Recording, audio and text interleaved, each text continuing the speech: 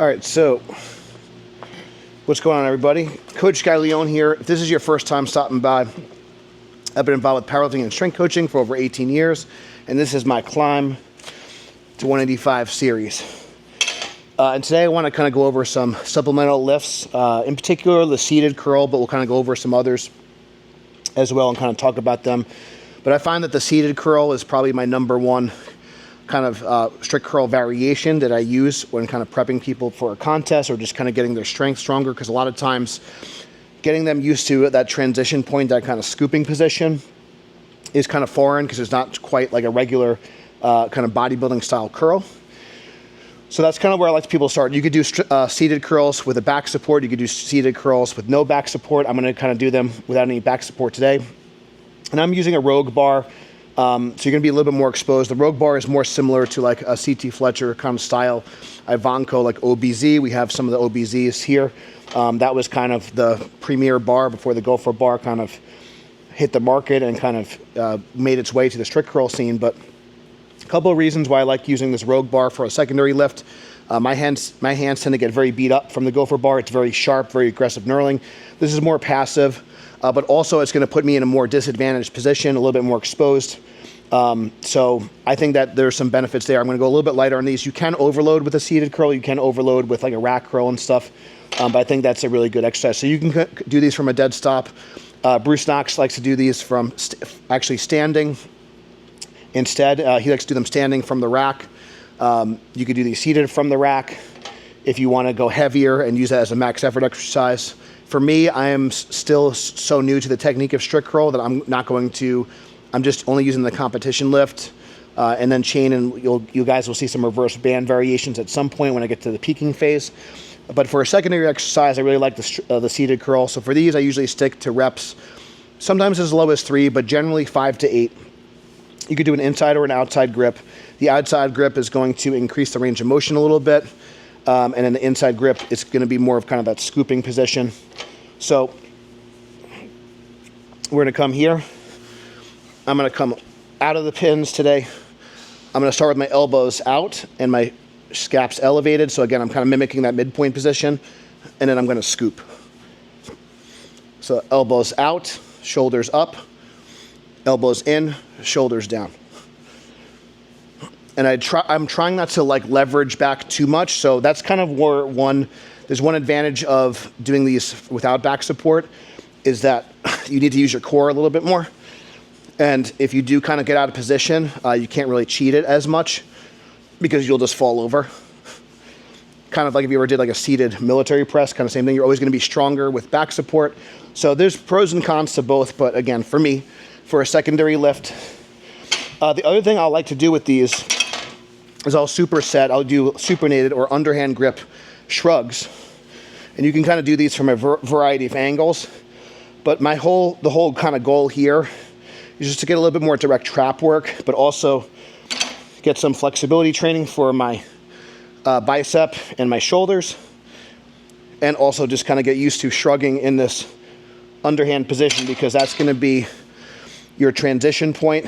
And then again, so the seated curl is going to work that actual transition and some strength of your delts, your bicep, and all the muscles that kind of lock out the weight. And then again, that's underhand shrug.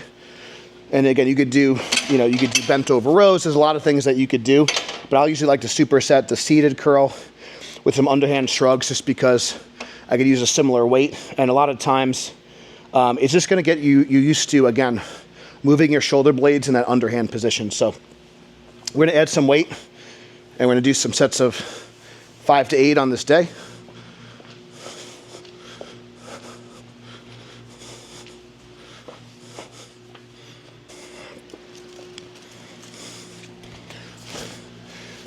All right, so you never thought we might see one of these on a Gaglione strength video, but here's that arm blaster. So basically, the arm blaster is going to put you in a more shoulder flex position, but also provide some stability and support. So if you don't have access to a preacher curl bench, this is a really cheap option. I'm going to show you some different options as well. So you could also use something like, a pad like this. I've been using a lot more of the arm blaster personally as of late. But there's a lot of different options you could do. I think this is kind of the cheapest one. And again, depending on if you do these standing or seated. But again, this is going to kind of work more of, if the weight gets out in front, it kind of puts you in a bad position. So I would consider like an arm blaster or a preacher curl variations, almost like good mornings for the lower body. The good mornings are kind of going to put you in a precarious position. It's going to put the weight forward. So if you ever kind of miss a squat, it allows you some strength to kind of get back in position potentially, or if you have weak back relative to legs. So if you have potentially weak biceps compared to your shoulders, traps, and back, I think getting some direct bicep work. I like to do these with a slightly wider grip, but you can kind of do whatever it's comfortable. So I can kind of do these standing or seated.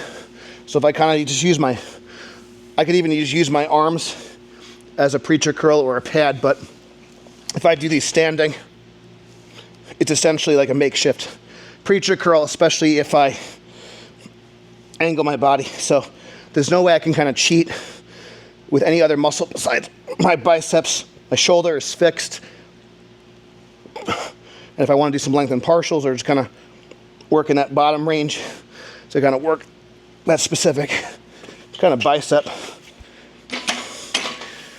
So those are kind of really good.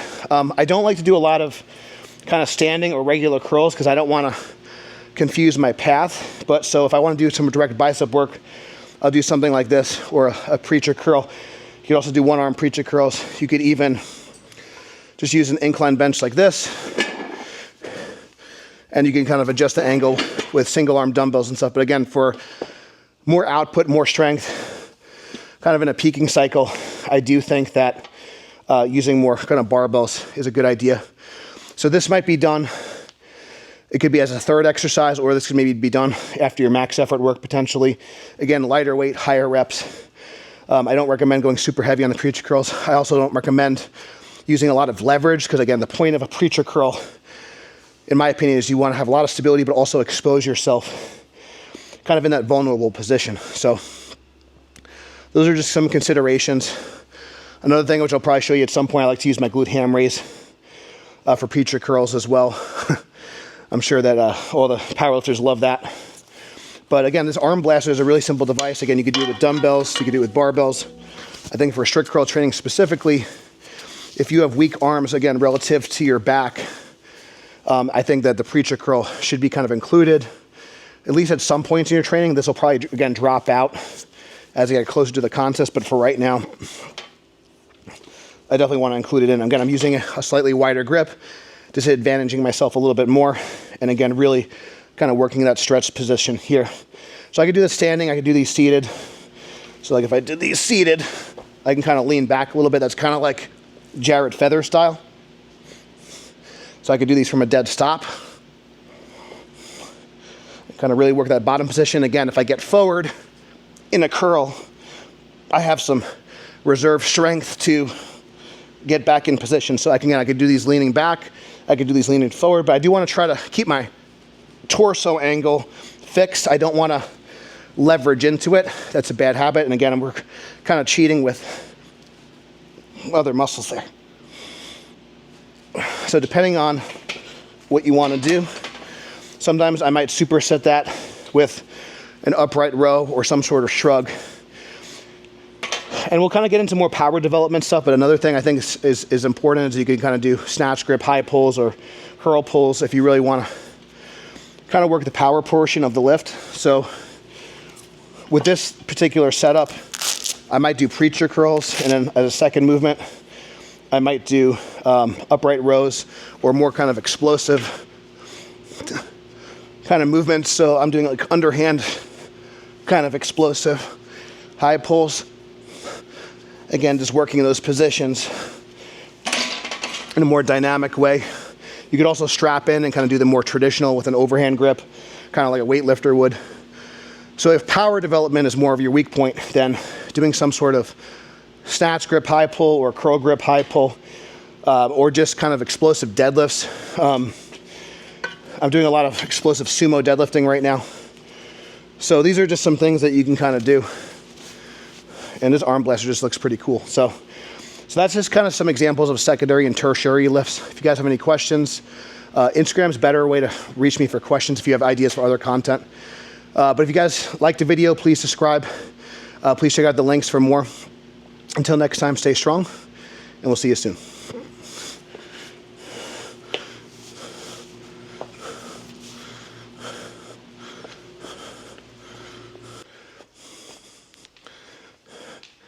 All right, so I did mention before that I was going to stay at this weight, but feeling pretty good. So I'm going to go up a little bit, and then we'll kind of move on.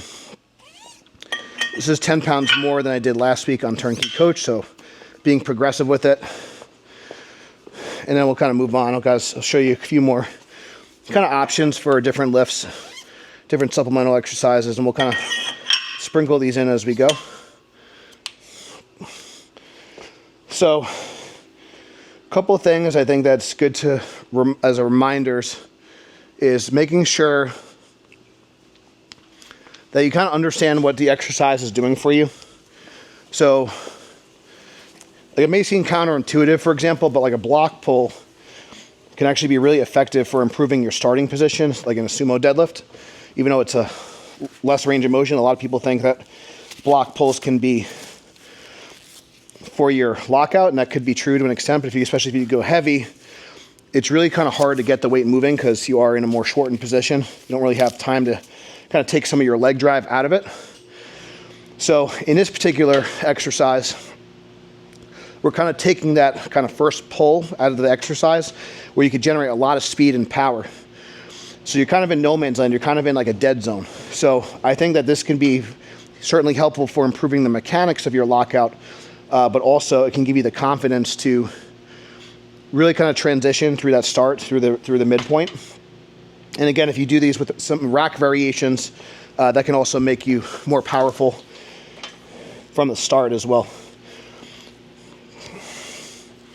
Again, I like to do these more for repetitions, but you certainly can go heavy with them. Again, at my stage in the development, I'm going to use these more as a higher rep exercise.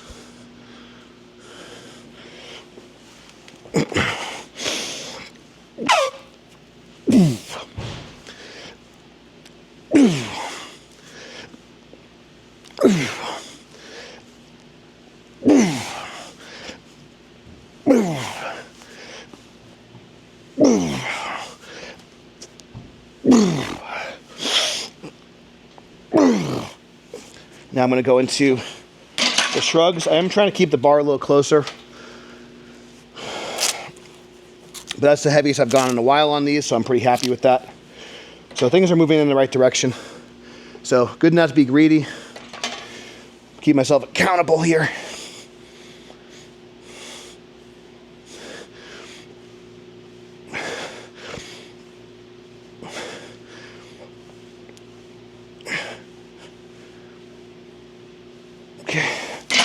I'm going to strip some weight off. I'm going to show you guys some other potential ideas for secondary lifts. We're going to go into some preacher curl variations next. Again, I think those are, you're going to be at a disadvantaged position.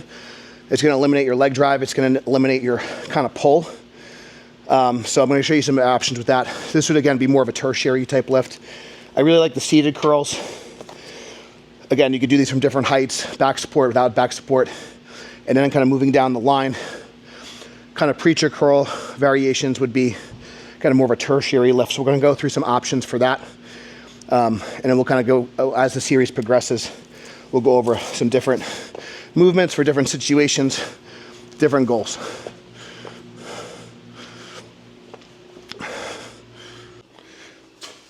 All right, so typically at this point, I would add like a 25 on each side. And again, my forearm, if it sounds like a broken record, my forearm is not 100%.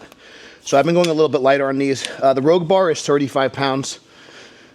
And so this will be an 85. So this would be kind of like, still like a warm-up weight. But again, I'm kind of proceeding with caution. And one thing that's really important, I think, when it goes to any secondary lift, is just to kind of realize it's not the competition lift, so you still want to kind of treat it with respect and you want to progressively overload it, but at the end of the day, There's no like kind of contest for a board press, a block pull. So you want to make sure it has positive transfer to the lift. And if you start kind of hurting yourself, so I actually kind of re-aggravated my forearm doing some rack curls. And in hindsight, and then I had to pull out of a meet that I was supposed to do in Texas in 2024 in August. So again, in hindsight, so I'm going to be a little bit more cautious, taking a little bit more of my own advice here. I'm going to elect to use a closer grip here to kind of really work on that scoop. I'm going to take it out in position. Again, elbows up and elbows out, and then I'm going to scoop.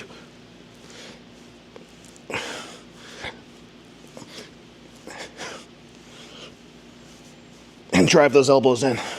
And then once I'm done, I'm going to go right into those underhand shrugs. And these could be done upright, these could be done slightly bent over, depending on which region of traps you want to work and your goals. You know, other things that could be good, that would be more of a tertiary exercise, or like even an accessory lift that still can be done fairly heavy. Upright rows are good, bent over rows are good. So any type of rowing with an underhand grip I think could be good. I've been doing actually a lot of reverse grip benching as well. I actually find the reverse grip benching helps my equipped benching. Started kind of doing that because of a shoulder issue. But again, just getting strong in this position. You could do, you know, kind of key presses with dumbbells. So I think there's something to be said, because remember your front delt also, you know, your bicep and front delt can flex the shoulder. So shoulder flexion is part of the lockout. So getting your front delt stronger.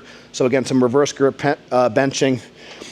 That's kind of what Doug Brignoli, rest in peace. So he would do a lot of we would call them front dumbbell presses from a decline and a flat bench. So that's a great assistance exercise as well. So we'll kind of go through these, but I just want to kind of share with you. So any type of motion where I'm either pulling or kind of pushing, all types of shoulder raises, presses, rows, pull downs with an underhand grip, I think it'd have a lot of value. Not to say that you don't ever use a pronated grip, but again, it's just going to be slightly more specific. And we're also training the body to be strong in those positions and kind of work our mobility in those positions. So at this point, I'm going to just add a little bit of weight. I'm just going to throw a 10 on each side. And this is like a decent load for me. Again, I'm not going to go too crazy on these on this particular day, just because I'm really far out from contest. And I'm just trying to build a foundation right now. So when it comes to strength training, you could still make a lot of progress with a pretty low RPE and like a higher reps in reserve. And you can see a lot of, I think if one thing that broccoli kids do really well when they do these high frequency programs is that they do a good job, the really high level ones do a good job of training with higher volumes and keeping the intensity lower, especially on like their secondary and tertiary days. So like sometimes they might overdo it on like a max effort or their heavy day, but I think on their lighter days, they do a good job of just kind of getting their planned work in. So there's nothing wrong with kind of, again, going lighter and kind of doing, I think when it comes to secondary lift supplemental exercises, it's more about how you do them than how heavy you load them. Again, you want to be progressive with the overload, but so on these, we're working on that transition phase. And that first rep's always give me the hardest because you got to break inertia.